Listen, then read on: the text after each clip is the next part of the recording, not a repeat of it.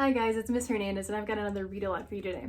This book is one of my favorites from growing up because it has a lot to do with art and coloring, and I loved art and coloring growing up.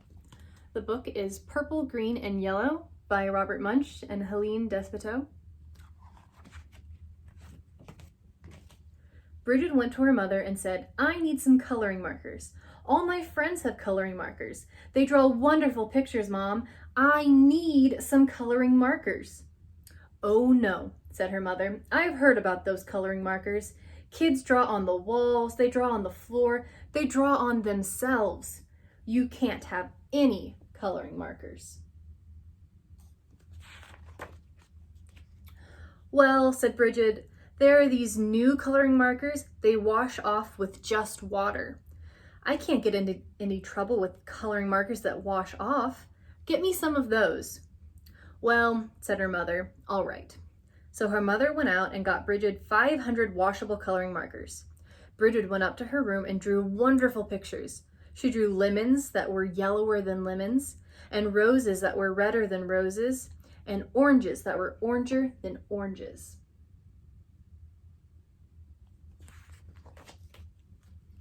Her mother was amazed. She said, "Wow, my kid is an artist." But after a week, Bridget got bored. She went to her mother and said, "Mom, did I draw on the wall?" "No," said her mother. "Did I draw on the floor?" "No," said her mother. "Did I draw on myself?" "No," said her mother. "Well," said Bridget, "I didn't get into any trouble and I need some new coloring markers. All my friends have them. Mom, there are coloring markers that smell. They have ones that smell like roses and lemons and oranges, and even ones that smell like cow plops." Not sure why you want that smell. "Mom, they have coloring markers that smell like anything you want. Mom, I need those coloring markers." Her mother went out and got 500 coloring markers that smelled.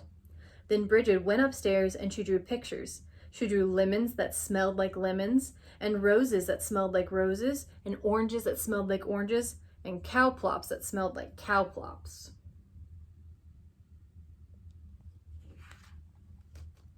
Her mother said, "Wow, my kid is an artist." But after a week, Bridget got bored. She said, "Mom, did I draw on the floor?" "No," said her mother. "Did I draw on the walls?"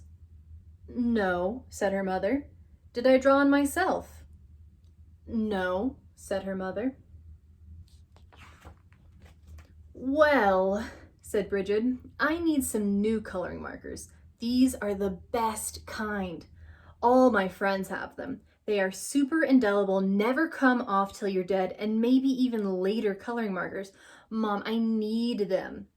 So her mother went out and got 500 super indelible, never come off until you're dead, and maybe even later coloring markers.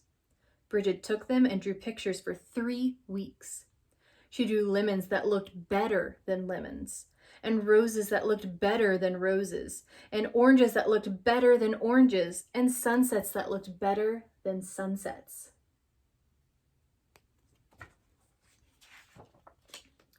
Then she got bored.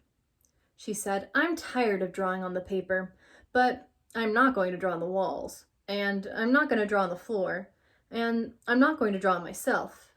But everybody knows it's okay to color your fingernails. Even my mother colors her fingernails." So Bridget took a purple, super indelible, never come off till you're dead, and maybe even later coloring marker, and she colored her thumbnail bright purple. And that was so pretty, she colored her fingernails purple, black, and yellow. And that was so pretty that she colored her hands yellow, green, and red. Uh-oh, can you see where this is going? And that was so pretty, she colored her face purple, green, yellow, and blue. And that was so pretty, she colored her belly button blue. And that was so pretty, she colored herself all sorts of colors, almost entirely all over.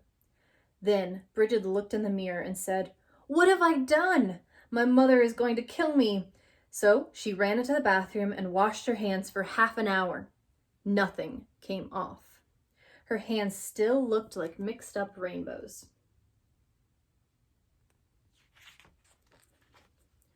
Then she had a wonderful idea.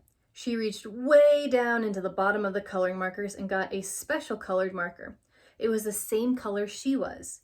She took that marker and colored herself all over until she was her regular color again. In fact, she looked even better than before. Almost too good to be true. She went downstairs and her mother said, "Why, Bridget, you're looking really good today." "Right," said Bridget. Then her mother said, "It's time to wash your hands for dinner."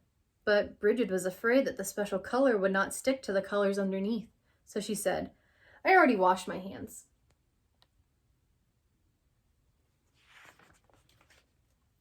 But her mother smelled her hands and said, "Ah, no soap."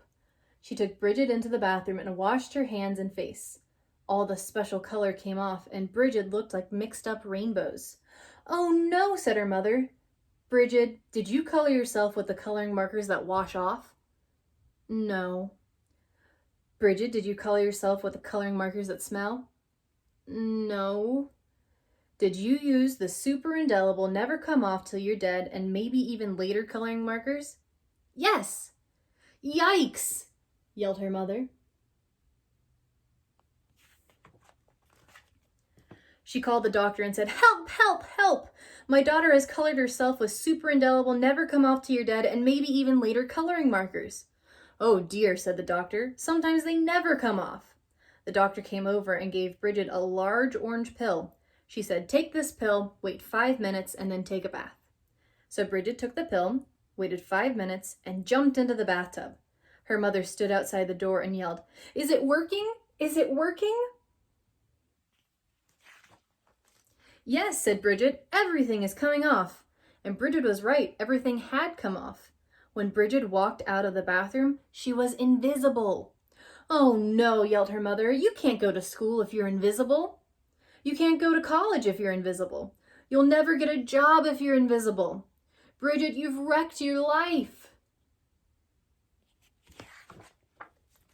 "Don't worry," said Bridget. She ran into her room and got the special colored marker and colored herself entirely all over until you couldn't tell the difference. In fact, she looked even better than before. Almost too good to be true. But her mother said, "Bridget, you can't go through life like that. You're just a picture. Everyone will know there is something wrong." "No, they won't," said Bridget. "Yes, they will," said her mother. "No, they won't," said Bridget. "I colored Daddy while he was taking a nap, and you haven't noticed anything yet."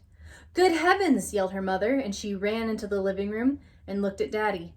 He looked even better than before, almost too good to be true. "Doesn't he look great?" asked Bridget. "I couldn't even tell the difference," said her mother. "Right," said Bridget, "and neither will he. As long as he doesn't get wet." And that's the end of the story. I hope you enjoyed it. Have a great day.